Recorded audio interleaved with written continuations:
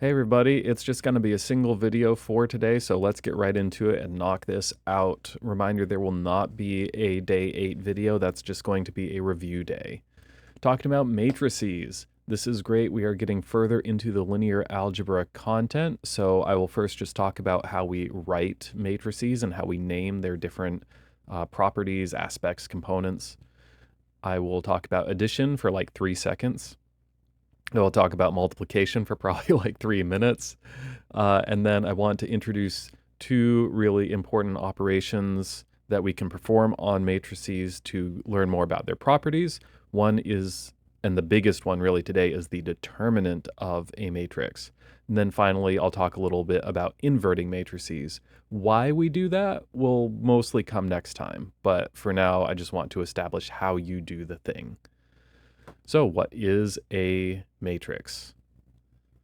Besides being a great movie about philosophy and ontology and questions of this nature, it is, here we go, an array of numbers. And numbers really means quantitative objects. They could be variables, they could be functions. So we name these constituents the elements of the matrix, and we put them in rows and columns. That's really it.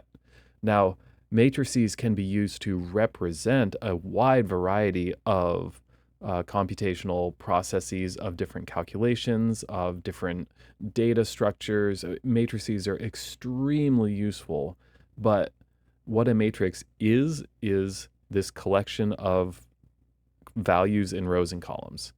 The meaning of a matrix depends on the situation. So how do we write them down? Like this. We're generally going to put the elements of the matrix in square brackets. Matrices are usually named with capital letters, and then the lowercase version of that letter represent the individual elements of that matrix. So if you look at the subscripts here, you can see that we have two subscripts, and that's because we have rows and columns. So A11 is row 1, column 1. A12 is row 1, column 2. A13 is row 1, column 3, so on, so on, so on. This is how we label the individual elements. Row, column. Now, the kind of standard letters that are used for talking about how many rows and how many columns a matrix has are M and N. Yes, it is very unfortunate that we chose two letters right next to each other in the alphabet that sound very similar and look very similar. Look, it's not my fault. I don't know what to say. I'm just a victim of history like everyone else. Onward. Okay, how do we add matrices? It's so easy as long as they're the same size. If matrices are not the same size, so if they do not have the same number of rows and columns, if M and N are not the same, they cannot be added. If they are the same size, they can be added, and what you do is you just add the corresponding elements. So if matrix C is matrix A plus matrix B, then that just means each individual element comes from the sum of those two elements in the same position in the matrices that are being added.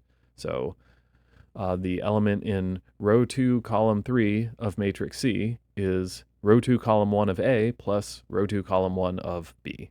That's really it. Don't overthink it. It behaves exactly the way you would intuitively guess that it should. Matrix multiplication is less intuitive. There are some conditions and some rules that we have to deal with here. I cannot shout this loud enough. Actually, I could shout this loud enough, but the signal would clip and I'd have to repair it and it'd be bad. So I will not shout, but I will state very firmly and with great conviction that order matters when multiplying matrices. The product A times B is not the same thing as B times A. This is unlike scalars. Scalar multiplication is commutative. You can do 2 times 3 or 3 times 2. You get the same number both ways. Not necessarily the case with matrices. And if you are describing matrix operations out loud, so, if you're verbally talking about your math, it's actually helpful to put in some redundancy and say things like left multiply, right multiply, just so that it is really clear what order of operations you're doing here. Now, before I actually say how you multiply them, there's another condition that we have to deal with, because with addition, matrices had to be the same size. With multiplication, it's a little more subtle. The condition for matrix multiplication to be allowed, for it to be defined, to exist, is that the columns in the left matrix equal the rows in the right matrix. So if we're multiplying A on the left times B on the right to get C, then this means that the n value, so again, the number of columns in A, has to be equal to the number of rows in B. And what will happen, the product matrix, the output of this multiplication, will have the number of rows from the left matrix and the number of columns from the right matrix. So the way I think about this, like this stupid little animation in my head, is I'm like, oh, the ends link up and they merge together and then they disappear. And then what's left? What's left is M and P. And so then they like are the terms that survive. And so we have M rows from the first matrix and P columns from the second matrix. And this is literally how I think about it. If a different way of visualizing it works for you, great, find what works. Now, you're like, okay, that's weird. What is going on with multiplication that we have to have these kinds of rules where the order matters and where we have to like match rows and columns? Here's why. This is what matrix multiplication looks like. Ta-da! I did not, as the slide title implies, create this image myself. I wish I had. But what's being illustrated here, look at the way these terms match up.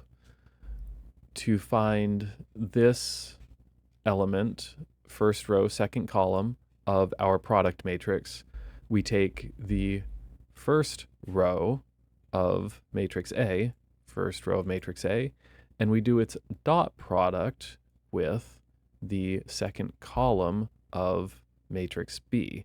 So first row times second column gives us the element in the first row and the second column. In the bottom right, our other highlighted green slide here, when we take the third row dot the third column, then we end up with the element that goes in the third row and third column of the product matrix. So there actually is a lot of logic to this. It's very sensible. It is so helpful to many people, myself included, when you're doing matrix multiplication to actually lay it out graphically like this. When I was learning, when I first learned to multiply matrices, I was a disaster at it. Like I just couldn't do it because I never saw this. My math teacher was like, yeah, you just do this thing. And I'm like, cool, that's really not helpful at all. And then when I finally took a proper linear algebra class, the instructor showed us this way of arranging the matrices on the page so I could like literally trace with my fingers and be like, okay, finger this way goes here, finger this way goes here, that's where they meet, that's where the new product element goes. So I hope that helps. But this is how you do multiplication, is you do the dot product of a row in the first matrix times a column in the second matrix, and that's why we have this restriction about the equality between rows and columns in the matrices. Okay, I will show a part of an example. I'm not going to work out the whole thing because that would just be tedious, but I will show with, some real concrete values. We're going to multiply these two matrices. They are 3 by 3. So when matrices are square, then the number of rows equals the number of columns. And in that case, multiplying square matrices just means that they have to be the same size. When we have non-square matrices, then you have to pay attention to the rows and columns business a little bit more. Okay, so we're going to multiply these two matrices. I've got odd numbers on the left, evens on the right. And as I said, we're going to take the dot product or the inner product. Those are the same thing when we're working with real valued vectors like this. and we take the row from the left and the column from the right. So I lay it out graphically like this, and I start doing my little tracing thing. I have 135 times 2, 8, 14, and that's going to make the first element of the product matrix. 1 times 2, 3 times 8, 5 times 14. You add together those three products and you get some number, which is, I don't know, 2 plus 24 plus, what is that, 70? So 96. And then you do the same thing. Trace, and then they intersect and you get the second row, first column, blah, blah, blah, all the way until finally you multiply the last row by the last column, and we would get the dot product of those. 13 times 6 plus 15 times 12 plus 17 times 18, and I am not doing that in my head. Onward. That's matrix multiplication. What is the determinant? I talked about this briefly earlier. The physical meaning and like the different conceptual applications of determinants, we'll be working with those for the next 2 weeks. That's actually how important this is. So for now, I am going to say that the determinant is a single number. It is a scalar. We calculate that scalar from all of the elements of the matrix, and we do a certain combination of multiplication and addition and subtraction in order to get there. The determinant notation, usually you'll write det letter, det matrix. Sometimes you'll see it with vertical bars, like the little vertical pipes like that. Those are both equivalent. They mean exactly the same thing. Okay. I will tease a little bit. One way to think about the determinant of a matrix, this is only an analogy. Okay. I'm like, my math alarm bells are going off here. It's kind of analogous to the norm of a vector. It is, in some sense, a measure of the like total bigness of the matrix. What that means in different contexts, we'll get there as we work through applications of this stuff. But we are calculating a single number from all the elements of the matrix, and in some vague qualitative sense, it's kind of telling us how much the matrix is, much like in the same way that the norm of a vector tells us about the size of that vector. Oh, hello, spurious animation. Well, spoilers, that's where we're going. Oh, good work. I would blame PowerPoint, but it's probably my fault. Anyway, for a 2x2 matrix, the determinant formula is very simple, and I would honestly recommend just straight up memorizing it. But what it is it is the forward diagonal product minus the backward diagonal product. A times D minus B times C. For a 3x3 matrix, the determinant, hooray, is a little bit messier. Now, looking at these terms, several people responded very positively to the circular nature of the cross product, this sort of positive and negative circular permutations thing. I was really happy that resonated with some people because it is a more sophisticated way to think about it. It's one of those nice places in math where the kind of more the more mathy way to think about it is actually easier. And so I love it when we get these wins. So if you look at the positive and negative signs here, you might be able to figure out kind of a pattern. So like AEI is positive because that's a forward diagonal. BFG is positive because that's a forward diagonal, down and right. CDH is positive because that is forward. Now, if we look at our down and left diagonals, then those are the other negative sign combinations that are in this determinant. So it's A, FH, and it's negative AFH, and it's negative BDI, and it's negative CEG. So it's basically every possible diagonal that you can draw in this matrix, and it like wraps around the edges. So the forward diagonals down and right are positive. The backward diagonals down and left are negative. And it is the combination of these 6 terms. So the determinant is AEI plus BFG plus CDH minus IFH minus BDI minus CEG. Trying to memorize this directly is a pain, but if you remember the geometry of the formula, that we have forward diagonals and backward diagonals, and that tells you positives and negatives, it's a lot easier to figure out. There's a second way you can represent this as well. These are two equivalent ways of doing the calculation, but you can think of it as A times, I think I need to do a little erasey action here. Okay. The determinant of this 3 by 3 is the first element times the 2 by 2 that is left if you ignore the rows and columns that A is in. Then you subtract from that the second element, B, times the matrix that is left behind if you ignore the rows and columns that B is in. You can see that D, F, G, I matrix is the 2 by 2 that's left behind. And then same thing, you take C, ignore the rows and columns of C, you're left with D, E, G, H. So these are two different equivalent ways to calculate the determinant. If you know both of them, amazing, but I'd say learn the one that makes more sense to you. They're just as good as each other. And then finally, we need to be able to invert a matrix.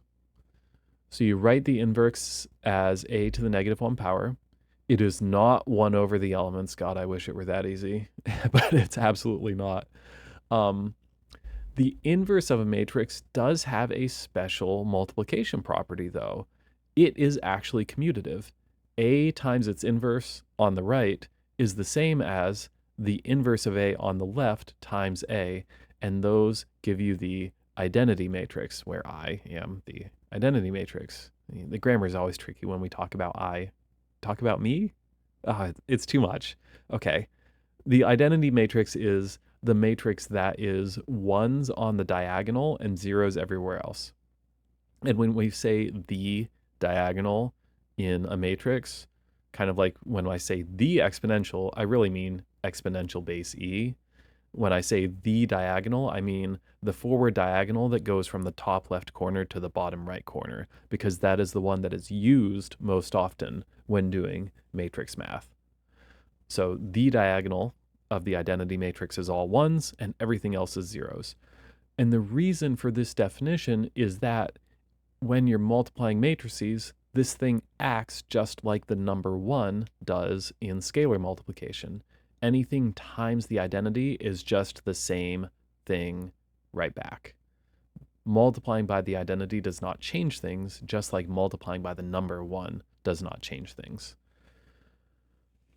Okay, so there is no such thing as matrix division. It simply does not exist. It is not a defined operation, but you can multiply by the inverse of a matrix if it has an inverse. Not all matrices have inverses because there is a process that you have to go through. I stand by what I am putting on this slide, mostly.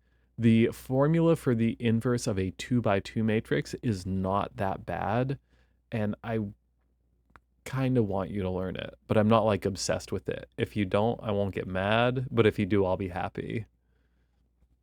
What I will say is that inverting matrices is a great thing. It's a great problem to feed to a computer and be like, computer, here's my matrix, invert it for me. And it's like, beep, boop, okay, here is answer, wise human. That's the way you should do this. It's 2025. Now, if you just become interested in this stuff, if you're like, linear algebra is really cool, I want to learn more about the properties of inverses and why those properties arise from how the inverse is calculated, like, I am down to have that conversation. I love this stuff. But once again, for the sake of this class, you are not required to memorize or apply matrix inverse formulas beyond 2 by 2. So why do we care? It is time for the best slide, and then we'll wrap this up. Why it matters. Matrices are everywhere in material science and engineering. We use them to solve systems of equations. I don't know if you've ever had to do something like calculate a mixing percentage or find the percentage of an alloying component in a solution where you're mixing together different compound substances. That's systems of linear equations. But we also use matrices to solve differential equations. How that works, we'll learn in, I don't know, a month or so. Differential equations are everywhere in materials science, just like they are in every other branch of science. The universe runs on differential equations because variables change with respect to each other. If the universe were static, it would be very boring, and also we would not be having this conversation because we wouldn't exist. Okay, the concrete, like specific places that I can point to in material science where it's not just like I'm solving equations, but the concepts that we represent as matrices because they're useful calculational tools. Stress and strain in solids is a huge application of all of this matrix mechanics because we'll write down, I hate to break it to you, that whole like stress is modulus times strain business that you learned in MSE 220. That's a gross oversimplification. There's actually a stress matrix and an elasticity matrix and a strain matrix that describes all the different interactions of the X and Y and Z directions. Oh boy, okay. I'm getting excited. People who are taking structures now have already told me that they've been seeing this stuff in structures already. So we represent rotations with matrices, and we can then rotate all of the different things like basis vectors in crystallographic structures to understand symmetries and equivalent points in these crystals. We use it in the quantum mechanics of materials to solve for band structure because the energy levels will actually be calculated through certain properties of matrices that describe the energy state of these electronic systems. When, like, I can just keep going. You want to know what frequency molecules vibrate at so that you can calculate the frequencies of light they'll absorb, maybe like infrared light if you were trying to characterize a polymer, hypothetically. Is anyone in lab right now? I know you are. We get these vibrational modes by solving matrix equations where the frequencies of vibration are, again, special numbers that come from the matrix calculations. And in like the modern, cutting edge research world, in addition to all of these things, what about inventing new materials? Machine learning is matrix operations. It's basically just the statistics of huge matrices. Like that's what machine learning is. And this is a very, very powerful toolkit for discovering new materials through machine learning on huge databases of giant arrays of material properties to identify promising candidates that we can try to synthesize in the real world. And that's so much of a better approach than the like Edison, try a billion of them and one might work kind of approach. We can do better. So that's all I have to say about that. Thanks for that. I know this video was a couple minutes long, but it's the only one today, so I felt justified. And with that, I will see you in class.